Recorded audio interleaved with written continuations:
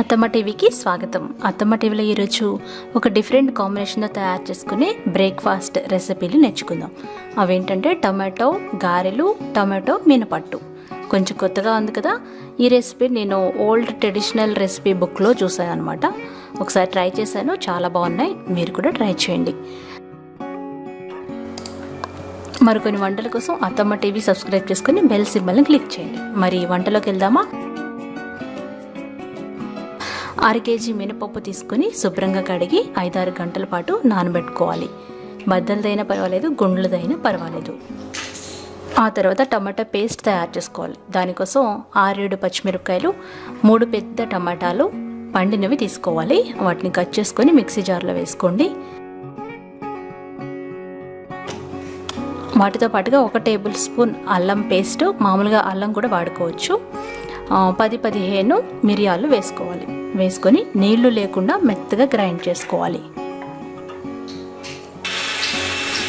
ఈ విధంగా చాలా మెత్తగా గ్రైండ్ చేసి పక్కన పెట్టుకోండి. ఇప్పుడు మినపప్పుని గ్రైండర్లో కానీ మిక్సీలో కానీ వేసి కొద్దిగా నీళ్లు చల్లుకుంటూ రుబ్బుకోవాలి. అంటే మనం గారెల పిండికి ఎలా అయితే రుబ్బుతామో అలాగే రుబ్బుకోవాలి.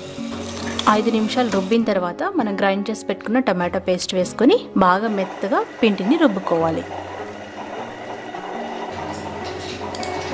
మనం మామూలుగా రుబ్బుకొని గారెల పిండి మాదిరిగా గట్టిగా రుబ్బుకోవాలి. కొద్దిగా నీళ్లు చల్లుకుంటూ ఈ పిండిని మెత్తగా రుబ్బుకోవాలి.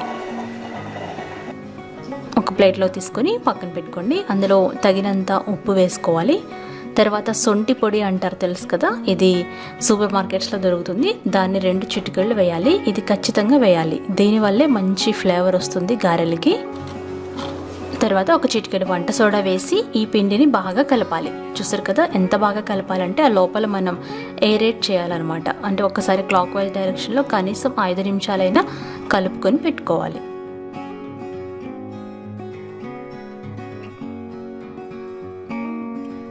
ఇప్పుడు డీప్ ఫ్రైకి సరిపడా నూనె పోసుకొని కాగబెట్టాలి. నూనె బాగా కాగాలి.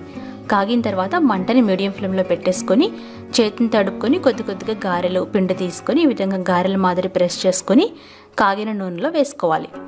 ఈ గారెలు వేసిన తర్వాత మంటని మీడియం ఫ్లేమ్లో పెట్టుకోవాలి, లేదంటే లోపల ఉడుకోవన్నమాట సరిగ్గా. తర్వాత రెండో వైపు తిప్పి ఎర్రగా వేగేంత వరకు మనం వేయించుకోవాలి. చూసారు కదా, ఈ మూవీ క్లిప్లో ఇలా కలర్ వచ్చేంత వరకు వేయించుకొని కొద్దిసేపు అలా ఉంచితే నూనె అంతా దిగిపోతుంది బాండీలోకి. ఎర్రగా వేయించుకొని ఒక ప్లేట్లో తీసుకోవాలి. చూసారా ఎంత కరకరలాడుతూ చాలా బాగుంటాయి. లోపల మెత్తగా ఉంటాయి, పైన క్రిస్పీగా ఉంటాయి. ఒక డిఫరెంట్ టేస్ట్తో ఉన్నాయన్నమాట. మీకు నచ్చిన చట్నీతో సర్వ్ చేసుకోండి. తర్వాత టొమాటో మినపట్టు, ఇది కూడా చాలా కొత్తగా ఉంది టేస్ట్.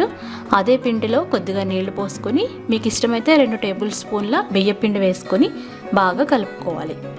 చేత్తో కలిపితే బాగా కలుస్తుంది. కొంచెం జారుడుగా పిండిని కలుపుకొని ఒక పెనం పొయ్యి మీద పెట్టి వేడైన తర్వాత మీడియం ఫ్లేమ్లో పెట్టి పిండిని దోశ మాదిరిగా స్ప్రెడ్ చేసుకోవాలి. ఈ పిండి స్ప్రెడ్ చేయడం కొంచెం కష్టంగా ఉంటుంది అనమాట, ఎందుకంటే ముద్దుగా ఉంటుంది కదా. జాగ్రత్తగా స్ప్రెడ్ చేసి కొంచెం మందంగా దోశ మాదిరిగా వేసుకోవాలి. అంటే ఇవి అట్లు కదా, కొంచెం మందంగా వేసుకొని నూనె వేసుకొని బాగా కాలిన తర్వాత రెండో వైపు తిప్పి వాటిని కూడా రెండో వైపు కూడా 1 నిమిషం పాటు కాల్చుకోవాలి. ఇది చాలా మంచి టేస్ట్ వస్తుంది, మంచి కలర్ వస్తుంది అనమాట. చూసారా, ఈ దోశని సర్వ్ చేసుకోండి. ఇంకా కొంచెం స్పైసీగా కావాలనుకుంటే అందులో ఉల్లిపాయలు, పచ్చిమిరపకాయలు, జీలకర్ర, అల్లం ముక్కలు, కరివేపాకు కూడా వేసుకోవచ్చు. వేసుకొని 1-2 నిమిషాలు కాల్చుకోవాలి. అట్ల కడితే కొద్దిగా ప్రెస్ చేస్తే ఇవి అట్టలోకి దిగుతాయి. తర్వాత రెండో వైపు కూడా తిప్పి బాగా కాల్చుకొని సర్వ్ చేసుకోవాలి. అంతే. ఈ దోశల్ని ఆనియన్ చట్నీతో సర్వ్ చేస్తే చాలా బాగుంటుంది అనమాట. ఆనియన్ చట్నీ ఎలా తయారు చేయాలో నెక్స్ట్ వీడియోలో వస్తుంది. ఈ 2 కొత్త కాంబినేషన్ బ్రేక్ఫాస్ట్లో మీరు ట్రై చేసి ఫీడ్బ్యాక్ పంపించండి. చాలా రుచిగా ఉన్నాయి. మినపగారెలు టమాటోతో చేసాం కాబట్టి ఒక్కరోజు మాత్రమే అవి నిల్వ ఉంటాయి. మీరు ట్రై చేసి కొత్త వెరైటీ ఎలా ఉందో ఫీడ్బ్యాక్ పంపించండి.